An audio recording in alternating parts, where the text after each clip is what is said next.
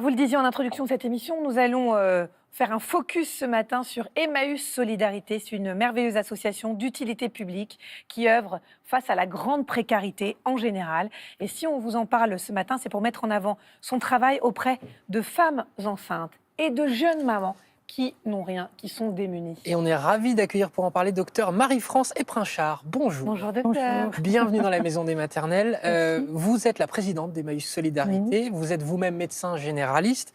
Emmaüs Solidarité, tournée essentiellement sur les familles. C'est, vous me dites si je me trompe, 60 centres d'hébergement en France. Et on vous reçoit... Non, 60 centres d'hébergement en région parisienne. En région parisienne. Paris et région parisienne. On n'a pas de centre... D'accord. Très extériorisé. Il n'y en a que 2, mais... Alors, donc, il n'y a que l'Île-de-France. La plupart des... Oui. Ah, d'accord. On n'a que 2 centres dans le Loir-et-Cher. D'accord. Alors, le reste est sur la région parisienne. Sur la région parisienne. On vous reçoit pour parler en particulier des CHUM, les centres d'hébergement d'urgence pour migrants. Ouais. Quel est le profil des familles que vous accueillez ? Dans le centre d'Ivry, puisque c'est celui-là dont on parle, on accueille énormément de femmes isolées avec des enfants qui viennent soit d'Afghanistan, soit de la Corne de l'Afrique, Érythrée, Éthiopie, Soudan et Somalie. Donc, qui arrivent dans une précarité qu'on imagine totale. Qui ont un parcours migratoire très difficile, dans lesquels le fait, ils ont eu des choses soit difficiles avant de quitter leur pays, soit pendant le chemin de migration. Et alors, quel est le travail, si je puis dire, d'Emmaüs Solidarité quand ces femmes arrivent? Vous commencez par quoi? On commence déjà par leur offrir un accueil, c'est déjà énorme. Un peu de bienveillance aussi. Et puis, on essaie de voir quels sont leurs besoins. On fait part... elles ont le besoin vital d'être hébergées, donc elles sont hébergées, nourries. Il y a un accès à la santé, puisqu'on les aide un petit peu à voir où elles en sont, à faire le point. Et puis, pour les femmes enceintes, c'est un peu plus particulier. Bien sûr. Voilà. C'est généralement dans ces moments-là qu'elles vont voir un gynéco pour la première fois? Alors, pour beaucoup, parce que dans leur pays, il n'y en avait pas forcément. Sur le parcours migratoire, évidemment pas.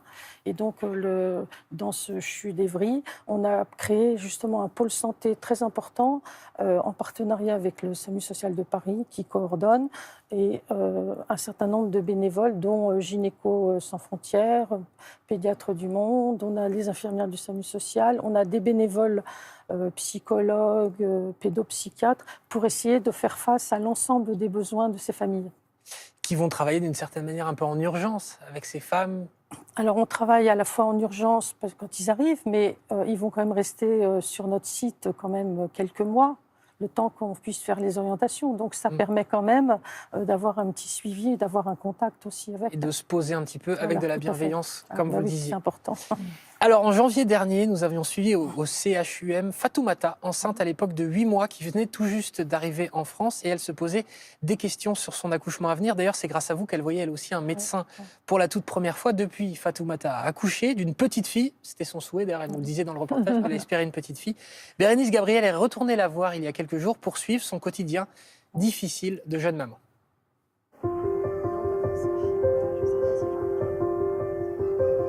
Depuis un mois, Fatoumata est retournée au CHUM avec sa petite fille Awa.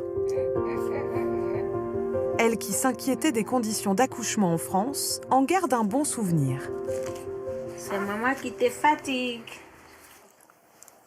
En Côte d'Ivoire, je ne savais pas. Là-bas, il n'y a pas de péridurale. Il n'y a pas bon lit pour accoucher. La majorité, peut-être, y allait accoucher à la maison. Mais ici, il y a accouché à l'hôpital.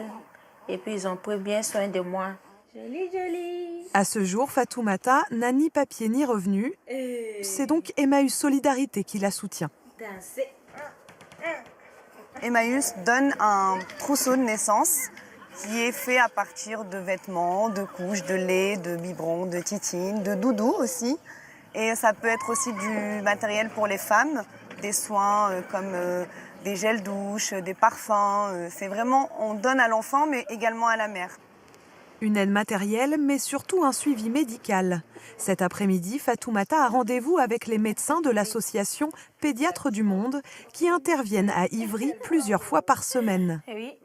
Et pour Awa, aujourd'hui, c'est le jour de ses premiers vaccins. Je pique ma puce. C'est fini. Non, c'est qui? Il n'est pas très gentil.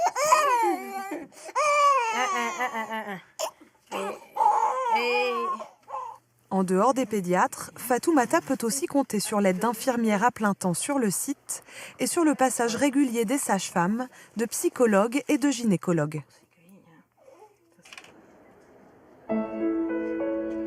Malgré cet accompagnement, difficile pour la jeune maman qui a quitté son pays d'élever son enfant loin de sa famille. Quand je pense que je suis toute seule ici, je suis triste. Parce que je voudrais aussi que ma maman soit avec moi, mon mari, avec mon fils. Pour ça, je suis un peu triste. Mais avec tout ce que j'ai ici, je suis très contente aussi pour ça.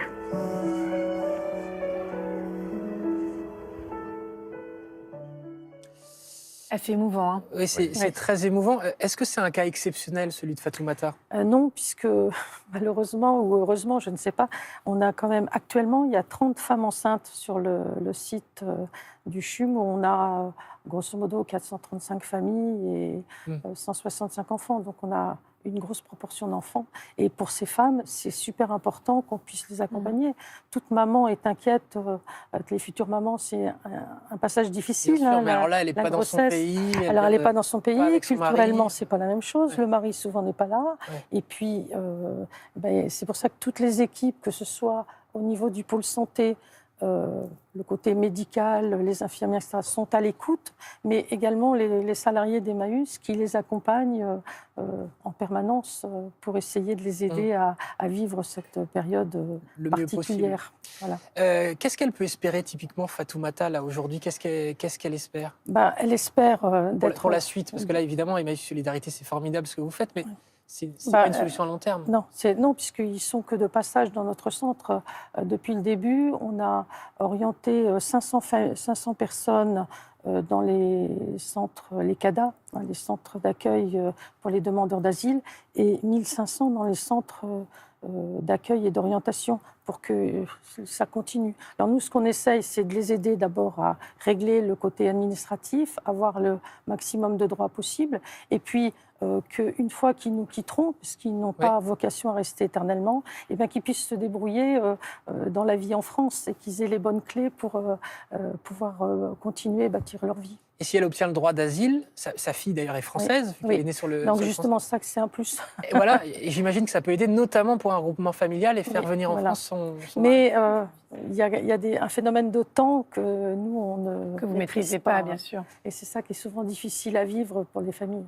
Quel travail vous faites à Emmaüs Solidarité, on est ravis d'avoir pu vous en parler. Alors, pour aider vos Emmaüs besoins, Solidarité, rendez-vous sur emmaüs-solidarité.org pour toutes les formes de dons ou les dons d'objets. En un mot, si c'est possible, les dons d'objets, vous avez besoin de quoi?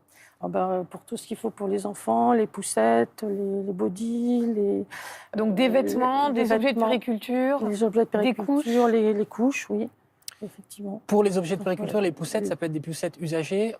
Il faut que ça soit en bon état quand même, état. parce qu'on ne va pas donner. Oui, on ne donne pas des déchets. Non, bien sûr, mais l'idée d'inciter aussi les gens qui ont gardé une table plutôt de la revente chez eBay. Ah, mais tout à fait, voilà, tout à fait, ça peut être tout à fait ça. Donc, Exactement. toutes les infos sont sur le site d'Emmaüs Solidarité. Merci beaucoup, docteur Marie-France Éprinchard. Merci.